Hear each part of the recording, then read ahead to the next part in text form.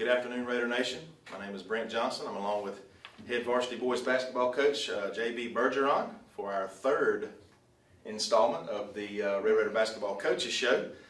Coach, we've had a couple weeks into the season now. We are 2 games deep into the region schedule. Yeah. And 2 games behind. 2 games behind. We'll get more to that in just a second. But usually we want to start off this time by maybe thanking some folks to begin with. I know that you guys had a nice meal the other day. Yeah, and you know, the First Baptist Church fed us a real nice meal, and then 10 Mile fed us. You know, people have just been, Brent, I got to tell you, it's just a wonderful community. They'll get behind you if they think you're doing the right thing. And, you know, right now we're not winning, so, but, you know, from that standpoint, but the people have just been, and, you know, we had our first halftime shootout of our first home game, and one of our students pulled a ticket, and or his name was pulled, and I'll be doggone if he doesn't come in about a couple of inches of winning $5,000. So, and that was an exciting thing. And you know, Brent, I mean, the bottom line is, you know, you scratch your head, the things you work on in practice, in a game when they do them, we look like $1 million. And but it doesn't take but 1 or 2 people to be out of sync in what you're trying to do in basketball, and it's just tough, man. It's just tough. And the other part that's disheartening for the kids is we're in every game. I mean, we hadn't got blown out one time. Listen, Coach. And so it's just like, man, what in the world? You know, I told my dad, and then we'll backtrack a little bit to the Benedictine game. I told my dad, you know, every game that I've been to that we have lost, because I was unable to be at the Toombs County game, which we did win. I wasn't able to be there last Friday night due to some family circumstances, but and this is the last time I said I was going to say it. The best team didn't win the ball game the other night, and when you try to tell somebody that, and we've lost 4 games, they're like, yeah, whatever. But it's the truth. After about 5 or 6 minutes into that game, I went down to my wife. I was standing up top with my dad, and I went down and said, we're going to blow this team out. Yeah, and I've been watching a lot of film of us and of people in our region, and I think, you know, Vidalia might be a notch above the rest of us, but it's going to be a dogfight every time we step on the floor. And for us, Brent, with the young men we have who haven't played a whole lot of varsity basketball, it's going to be a matter of whether we execute or not. Defensively, we're good. Defensively, we're good.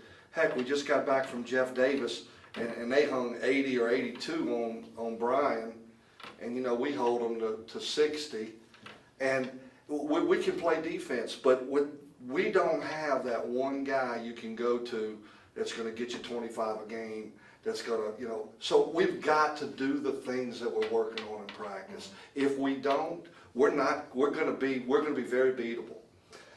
But if we can understand at some point in this journey that what we do, when we do it, works, and if we stick with it, and you can see it in the stands, I mean, it's no question, you can tell when they're doing the things we work on. And when we start to freelance on our own, when we try to play at such a fast speed that it's just beyond anything we can do, we're not good. And so we've got to play within who we are. And well, go ahead. But how frustrating is that? You know, I know as a teacher, you know, I've coached a little bit coming up in some smaller levels, middle school level, and this, that, and the other. But I'll be honest with you, where I'm at in my life, it's frustrating for me for the kids. Yeah. You know, I've played, I've done all that, and it's a wonderful opportunity for me to be able to share what I do know and then learn from them also. But I know what kind of team we have, and I know how hard they work at practice, and I know how hard we work on the things that have actually kept us in games, but when we don't do them, keeps us from winning those games. And so, you know, as a coach, and the beautiful thing about basketball especially, because, you know, this sport, you're right up on it as a fan, and you're seeing it, and everybody's got their own opinion, and dang, coach, why didn't you do this, and you should have taken that guy out, he's out of control, this guy ain't made a shot in 2 weeks, you know. But for me, I've got to go with what I believe is going to give our guys the best chance to win. And me as a fan don't always know that. Well, and that's I okay. was one of those guys in the stand. Hey, what's going on here? But that's a beautiful thing, though, Brent. That's the beautiful thing about sports in general, but basketball in particular, is that you're right there and you're watching, and everybody's got their own opinion, and you might be watching the flow of one thing while I'm watching the flow of another. That's right. And it leads to great conversations. And you know, we've got a couple of guys right now that do a lot of good things for us, but when they don't play in the system that we're putting in, it is counterproductive, bad. And, you know, there's times where I might have stayed with some of those guys too long. There's times I might would have put the hook on them too quick. Yeah. But, you know, it's one of those judgment things for me that I gotta feel for who we're playing and where we're trying to go. But I believe, Brent, and I believe this with all my heart, when the hammer falls at the end of the year, we're not gonna be a team you want to suit up against. I don't doubt it. You know, I do not doubt and, it. I have all the confidence. I told you, we was texting back and forth the other night after the game, and I kind of told you a few things how I felt, but I told you, I say I love this team, love your coach, and go Raiders. That's what it's about. After you blistered me for 20 minutes. No. No. But you asked. But it's okay. We were having, to add to this conversation you just said, how different people have different opinions. Right. I was. We'll talk specific, okay? Yeah. Or take like Elijah Champion. All right, I started Elijah. Mm-hmm. And Elijah's got a lot of strengths. And by the end of the year, he's going to be a different player than he is right now. And if you've ever been to one of our practices, I'm in his face constantly. And I love the kid. I just love him. I love everything about him. He's just a quality kid. But he's got to get tough. Mm-hmm. And he's got to get that killer instinct. He wasn't hurting us. He was 1 for 5 from the floor when I took him out. He wasn't hurting us, but he wasn't giving us that spark that I'm looking for to get us over the hump. Of course, I'm not saying the person I put in for him gave us that spark either. Right. So, that's a call I have to make. And he knows it. Trey's one of the most athletic kids in this school. And he's one of the best kids in the school. He's in the gifted program in school. He'll never give you 1 minute's trouble. He will play his heart out every minute he's on the floor. I mean, he'll get in a foxhole with you, Brent, and he'll go to war with you. But he gets to the point sometimes where and he's not selfish. It's just he's trying to do too much in his own. He's just trying to, and in some ways that's not a bad thing. Right. But in our system, with the players we have, it's not helpful. And he knows that. And he doesn't, so in the stands, he might get 2 steals in a row, and he's like a jackrabbit down the floor, but he don't finish, and so it gets frustrating for him too. Sure. And you can see it. Yeah. Kids' faces. So we've got to get him where he's going to be a better player, Brent, is when he knows to give it up to whoever's playing the point guard, then fill the lane, then get it back, and he's a better player. He's so much better when he slashes, then gets it, than when he tries to dribble on him. He's just a better player. And when he sees that and grows into that, he's going to be a terrific player here for 2 more years. I mean, he's a great kid. He's a guy you want on your team. And so as a coach, that kid's I can't break his confidence. I've got to let him in some cases play through that, but then again, not hurt us so much where we can't win. So it's a balancing act, but he knows now where my patience is running a little thin. So, but again, Brent, he's a great kid. This team is not going to win without him. We've got to have him. But he's a much better player when he slashes down the lane and then he gets it on the run instead of trying to go the full. And they were perfect. Peyton says, "Come see this, coach." He's watching the Benedictine game today on film. And we do this drill in practice when we break the press where we don't dribble at all. It's just boom, boom, boom. Everybody cuts to certain angles, and I tell them, it'll work. I know y'all don't believe me, but it'll work. He says, "Come see this." They pressed us 2 times. Both times, on this particular series, both times the ball never hit the floor. We shot a layup both times. Wow. He said, "Coach, we just ought to go in and practice and show this, and if they don't get it, they just don't get it." But those are the things I'm talking about, that this team can do some things really, really well. But when we try to do the things we can't do well, we struggle, Brent. And so we've just got to play within ourselves, and we play within ourselves. I'm telling you, we're not going to be the team you want to play at the end of the year. And well, it's like I said the other night. I said, I know these boys are getting coached up. and Well, sometimes it doesn't look like. well, but I know they are. Speaking of which, I was, I kind of was, I got two people to vent to, you and my dad. So I called my dad, and he said, well, I want you to do me something. He said, I want you to go back and the first 3 minutes of the third quarter of all these games, figure out what the score is. We're getting blown out in the first 3 minutes of the second half. So he says, well, all you need to do is stay out of the locker room at halftime and just let it just come out. But it's really strange. Like you were at Jeff Davis. We come out the second half. We give up an easy layup. Lane gets the ball out the net and just throws it right out of bounds. Yeah. Just right out of bounds. Yeah. I mean, and then he looks and he's like, why did I just do that? But all of a sudden, you take a 1-point lead. It's a 6-point deficit, and we struggle. The rest of the way. Yeah. The rest of the way. Yeah, and so it's just, Well, here it goes back to, and maybe another game or two, and maybe it shouldn't be an excuse now, but in another game or two, it probably shouldn't be an excuse. You've said time and time again, and not to undermine or underrate any of our players, but this is the first time they've started varsity ball. Oh, God, yes. And so there's a lot running through their minds again. They're always 14, 15, 16, 17-year-old boys. That's right. And especially a game like Jeff Davis, and we don't even have to talk about Benedict anymore, with the pressures that comes along with that rivalry, the crowd in the stands, which was awesome. I like Jessica turned around to me and said, I don't like all that booing. I said, I do. I said, in this situation, they're booing the lineups and on both sides. It's healthy. It's a good, healthy rivalry. Yeah. Now, do I want them to go out and fight at halftime or after the game, that kind of stuff? Absolutely not.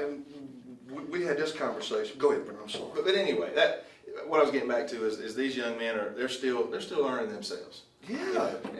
And learning each other. You played a lot. We talked the first show. We played a lot of basketball in the summer, but it's different when you put that BC on. Brent, we got 14 kids on the varsity roster. I bet 4 of them don't shave yet.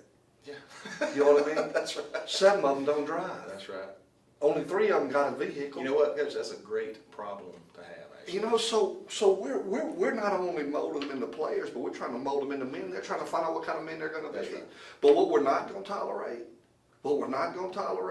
is there will be no part of any thugalicious in what we do. Mm-hmm. Nothing. And that's not a black or white term. That's just a fact. That's right. I don't want somebody jumping off the bench when there's a hard foul. We're not doing any of that. We're going to play hard. We'll play harder than anybody. There's nobody we'll suit up against that's going to play harder than us. We're going to play hard. Well, there's an instance of that. Not to interrupt you. Go ahead. When latter part of the game, the game's going to be heated between us and JD anyway. Mm-hmm. Lane got that little instance with a jump ball. Yeah.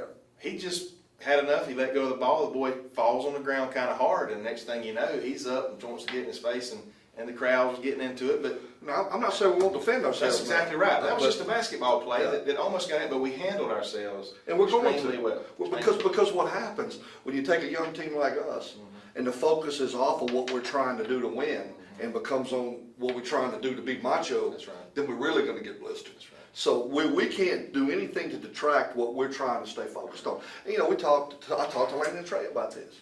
And it happened in Benedictine, and it happened at Jeff Davis. It's a 1-point game. We're down 1. We get a steal. We give it to Trey on the break, and he goes up and tries to bring it home, and he misses a dunk. We don't need a dunk. We need the bucket. We need the bucket. And if you saw, I think I almost had a stroke the first time. The second time, I think I had one. And I told both of them, I said, we 15 points up, do a whirly bird, 250, I don't care what you do. But if it's crunch time, you better lay that thing in, because we don't finish well, Brent. That's another thing I think you saw. We don't finish. Well, we're not finishing well, and God, we put some drills in the last 2 weeks where all we're doing is trying to finish hard. Well, I see a lot of times when you talk about finishing, and I know folks were kind of all over the place, but hopefully it's a good conversation. And it's not this team, it's teams in the past, and I see it from other high school teams too. When kids go to the hole, whether it's by themselves or when there's 1 or 2, they're anticipating a foul. Mm-hmm. They don't go strong enough. They're not going anticipating trying to make the basket. They're too, and they'll come in just all kind of. They put their body in these situations. Peyton does a lot of that, trying to draw the foul. We've had those conversations. And there's times you can use your body, but the little finger flips and going behind the back. Just take it to the hole. Just take it to the hole. Just take it to the hole. And then it's in the ref's hands after that. That's right. Try to score. versus trying to think you're going to get the foul and the bucket's not going to matter. But you know, again, Brent, the positive parts certainly in the win-loss. The positive parts are we've been in every game. There's nobody. Absolutely. And we play hard, and they're good kids. There's no dissension amongst one another. You know, the only dissension is when you're in the locker room, you're thinking, good gracious, man, we had every chance to win this one too. We got away. Got away. Yeah. Got away. And you know, and everybody says, oh, there's another coach who's saying, oh, we should have won. We'd be by, you know, we should be 5-0. I'm not saying we should be 5-0. No. What I'm Well, saying is, I think we could have been. well, what I'm Maybe saying wasn't is meant to be. we just play well enough when we do what we know how to do. Well, it's going to come together. It is. Well, it better. You know, too many good things are happening, you know, off the court and on the court, you know, and these kids, you know, I asked you, I went to you yesterday. I said, Coach, how are the boys? You know, Yeah, you were worried about are that. there any finger point, anything like that going on? And you know, that's teenagers. If it does happen, and you said that everything seems to be fine right now, but that's the first thing that typically happens when it breaks down, especially the types of losses we've had. And if something happens and we go another 2 games without winning, and some of the guys that aren't playing will probably think to themselves, you know what? I've been in practice every day since that ball-headed guy got here. What's he thinking? We can't do no worse than, and we can't let any of that happen. That's right. You know, we've got, but I'm telling you, Brent, you know these kids. You couldn't handpick a group of kids that you'd want to coach more than these kids. They play hard. Now what I have to convince them of, though, is when we do what we do, we're good. When we do what you want to do, street ball or whatever else, we're average at best. And average ain't going to cut it with who we're playing. You know, we're going to have to, and we went, I want to talk about this because we talked about it at length. Benedictine, first 8 minutes, 14 turnovers. We had more turnovers than we had shot attempts. You can't be school for the blind doing that. That's right. And we're still in the game. That's right. And we're still in the game. So those are the things we got to correct. And every turnover, Brent was trying to do, just go, you know, instead. Just as quick as you can get. Yes. Get it and go. Get it and go. Just, you know, it's not, it's the efficiency of the fast break. It's the efficiency of the tempo, not how fast you go. That's right. You know, it's how efficient you go. And so that's just what we're stressing. You know, we got McIntosh, then we got Appling, and we got Vidalia here Tuesday night. And, you know, it doesn't get any easier. You just keep playing. We'll stop right there on that note. We're going to take a real quick break, catch our breath. Won't have quite as long a segment in the second segment. We're going to touch on the next big region game that's coming up this Friday night. And then we do have a game Saturday from a neighboring county. And then we'll talk about Vidalia next week. So we're going to take that short break and be back here in just a moment.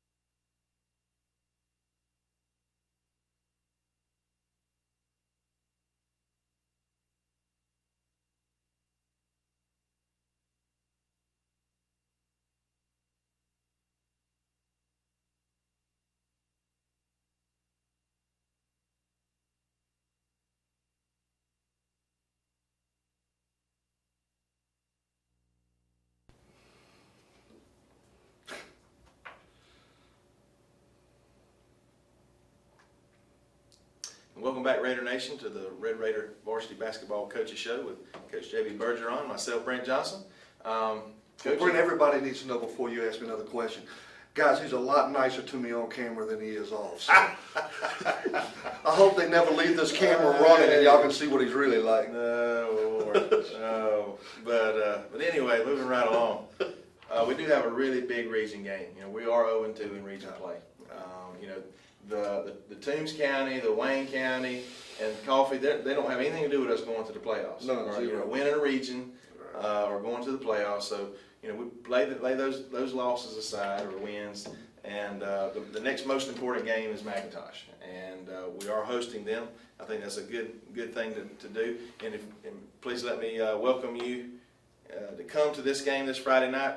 Again, I had some family stuff going on. I wasn't able to be here. I was able to watch some. I had my kids broadcast it, and we'll be broadcasting live for Friday night as well.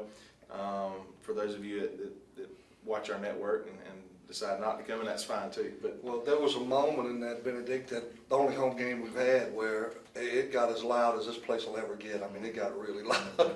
We made that 10-0 run, and it was rocking in here. So that was fun. But McIntosh, they had a D1 player last year that they lost, but they're no slouches either. I mean, it's not going to be an easy night any night, Brent. We're going to have to go out and play hard. And if we play hard and play our best, and they play hard and play their best, we're going to win. So we just got to go out and play hard, and then follow it up Saturday night with Appling, which, that's another rivalry. Not as big as Jeff Davis, but it's big. And then, of course, get ready Tuesday night for Vidalia. And what I'm hoping, and what I believe is going to happen, is we're going to win both of those games, have some momentum going into Vidalia, which would be great. And, who knows what happens when you throw it up. I believe that we'll play with all of them. They're not going to blow us out. Because of our defense. Yeah, we can D it up. We can D it up. And so, I'm going to put some more people in the rotation this weekend to make sure that I've got every option I can have down the road, so you'll know if somebody's playing a certain way. These are the groups of kids that play best against that type of defense or offense, and so we're gonna we moving some people in and out, trying to give everybody a chance. Well, a game like, not that you wouldn't want to do it or try to do it in a region game, but a game like Appling County. That's what I'm talking about. That's exactly when you have an opportunity to give some kids an opportunity to get that playing time. That's right. We've talked about a Parth Patel who showed up at the Benedictine game and did some really good things, building his confidence. That was the first thing he come to me. He texted me, Coach, actually he texted me, he said, Coach, I had a pretty good game. He did. And Parth's a perfect example. You can search this campus, you can search this community. You cannot find a better kid than Parth Patel. He's just a good kid. He comes from a good, hard-working family. And Coach, yesterday at practice, I think he made 11 straight threes in our half-court scrimmage. And if he can get past, just a little mental block. That's all it is. There's no telling what he can do. But there's a perfect example of what it would open up if we have that person that can do that. It opens up so much more for Foster, for Trey Slash. It just creates a whole different dynamics for us, and not only for us, but for the defense. So, and we've got 3 or 4 kids that can shoot. Maybe not quite as deadly as we know Parth can be, but Elisha can knock them down. Oof. Booth can knock them down. So, I mean, there's... Tyreek Clinton can knock them down. Big boy, Ontario Moore, he can knock them down. We've got some shooters. Yeah. Part of the problem is some of those guys can't create their own shot. Parth can't create his own shot. Elijah can't create his own shot. But if they're open, we need them to knock them down. And the beauty of that, though, Brent, is we got the players that can penetrate and dish out that can get them open. So we've just got to get their confidence up, get them believing in themselves, and we'll be a different team. But until that happens, we still got to figure out how to win. Well, it started with the first show. We talked about the word patience and being patient, which is a hard thing to do for me and you as adults, much less teenagers out on the court where everything feels like it's 90 to nothing, and it really is ultimately. Patience. Do what they're coached to do, and I know they're being coached to do a certain thing. They are, and I was teasing them the other day. I said, you know what I'm going to do? I'm going to have the same patience coaching you as you have doing what we're doing on the floor. So if you have patience, I'm going to have patience. If you don't have patience, I'm going to lose my patience. But for the most part, and even the ones that are struggling trying to run the system, they want to. You follow me? They're not defying. They're not saying, "Hey, coach," you know. They're wanting to do it. They just not there yet. But I believe in them, Brent. I'm telling you, I believe in them. I wouldn't trade places. This is where I want to be. I believe we're going to finish strong. I believe when the hammer falls at the end, our name's going to be somewhere out there. You know, I just believe that with all my heart. I just know what kind of basketball these kids are playing in practice. I know how much they've come. I know where we were and where we are. Oh my goodness gracious. You know, we played Jeff Davis this summer and they drummed us. You know, and we should have won at Jeff Davis. You know, so I see the progress we're making. I know where we're going.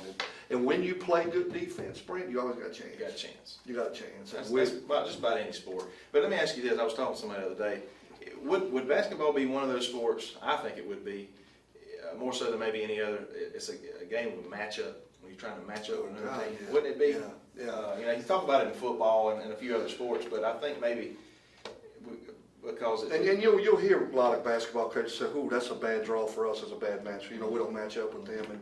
And so that's another thing that I've got to try to do. You know, I'd love to play Dylan Booth more. You know, he's sound fundamentally on offense. He knows the system. He runs the system, and he can absolutely shoot the lights out of it. But if you come down on the other end, and he can't move quick enough in the middle, you know, not that he doesn't want to. That's right. Not that he doesn't know where to go and what to do, and he's trying to do it. He just can't get there. You know, so you face that problem. Well, an example, and we'll begin to slow this and shut this down. I quit. You know, when you could say. I texted him the other night. No, it's good. He questioned me. I said, well, where was the line? I was really more concerned that he might have been hurt. Not so much that he didn't come back in the game. Right. But at the end, when we were down, you know, 8 or 9 points.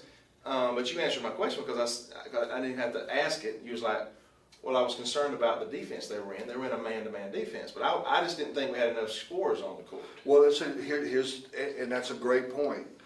When we go with the quickest team we have against a man-to-man, when we go with the guys that are the quickest on defense, then some of our scores are not in the game. So it's a catch-22, you know. So at the moment, you know, at the end of the game, I tried to play defense and offense with Parth and Champ, but they got awfully confused, and so we kind of stopped that. But you're right, you know, and Elijah, for when we were in the game, you know, he didn't play bad. No. He didn't play bad. But against the zone, he was 1 for 5, and then once they went man, I kind of took out his chances of having, you know, and so, you know, I went with Champ, and Champ doesn't score near as good as Elijah, but plays good defense. Absolutely, and he's intense, and so it's, you know, they all bring their gifts to the table. And you said that from day one.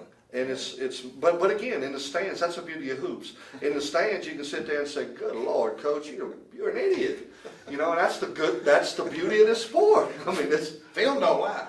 No, film don't lie. No, and numbers don't lie, you know. And I played for a coach that coming in and say, "Hey, you think you're a great shooter, but here's the facts. Yeah. You know, this is how many times you shot, this is how many times you made it, and that percentage ain't real good." That's right. So, you know, you just but again, if we can work on our turnovers, which is an incredible part of why we're not winning, continue the same focus and intensity on defense, we're going to win a lot of games. Yeah. We're going to win some games. But that's just it. And our turnovers come from trying to do things we can't do. We can't do. We're not the team that can do those things they're trying to do. And that's what I tell them: turn your TV off when you get home. Don't watch these guys that are so much better than all of us. Right. You know, just come back to practice at Bacon County High School and let's do what we know how to do. That's right. Because if you try to do what these guys do on TV, it ain't gonna work. And that's just where we're at. When we do what Bacon County knows how to do, we're gonna be tough. When we try other things, we're gonna be beatable. And I'm repetitive when I say that, but heck, I guess I'm so beating it into their head, I'm trying to beat it into your head. But well, I appreciate what you're doing, and I know that. Well, thank you. Administration is here, and if the community does not, they will learn and come to, especially if they come on out this Friday night to the second home game of the season, and watch this Bacon County. You don't ever have to worry about being hard on me, Because if you come to me after a game and say anything, it can't be any worse than what he tells me after a game. So you don't have to worry about that. Well, I'll just leave that at that. He's pulling the leg, but we've become very good friends. We have. And we're praying for your family and Well, I appreciate Jessica's that. grandmother's death. I appreciate that. But again, we do encourage you to come out Friday night and support these Red It'll be Raiders. fun, guys. It'll be fun. McIntosh County Academy is coming in. JV game will be at 4 o'clock. The Lady Raiders will play at 6, and the varsity boys will follow somewhere around 7:30. So we encourage you to come out, support these young men and women, our student athletes that we're so proud of here at Bacon County High School. And we're hoping that we're able to have somewhat of an influence on them so that they can, again, shine for our community, not only at school, but when they're And what we're really hoping for is our next show will be at 500. We'll be 4 and 4. That's what we're shooting for. There we go. That's right. That's right. Show's a little late this week. Had a lot of testing going on during the school. Plus, I've been avoiding you, so Yeah. It wasn't too bad. No. It wasn't too bad. Well, again, we thank you for joining us for the Red Raider basketball coaches Thanks, show. Brandon. No problem. all right.